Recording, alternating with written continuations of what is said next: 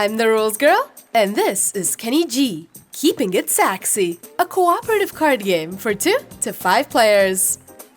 In the Kenny G, Keeping It Saxy game, players work together to make sure Kenny stays smooth and saxy through a hectic day. All players win together if there are any groove tokens left on the game board. But beware, if the last groove token is removed from the game board, Kenny G has lost his groove, and the players lose the game. During each round of Keeping It Saxy, players play sound cards to help Kenny overcome uncool events, detangle his luscious locks, and avoid rush hour traffic without missing a brassy beat. The game is played over 6 rounds, with 3 phases in each round. In the event phase, players draw and reveal event cards according to Kenny G's location on the game board and the number of players. Next, in the Sax phase, players work together and take actions to complete events, beginning with the starting player. On your turn, you may take 3 of the following actions. 1. Play a matching sound card or wild sound card in front of any event card. If you've played the final sound in a riff, you've completed the event. If the event card has a sax symbol, follow those instructions. For fun, say the sound words that make up the riff out loud and discard the event card. 2. Play an ability card. Follow the instructions on the card, then discard it. 3. Draw the top 2 cards from the sax deck and add them to your hand. And 4. Trade one of your sax cards with another player.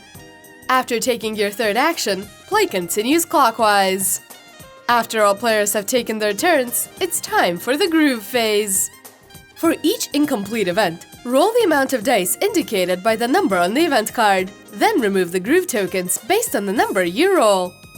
Do not discard incomplete event cards. They will remain in play until they are completed in a later round. After finishing the groove phase, prepare for the next round. Move Kenny G to the next event on the game board.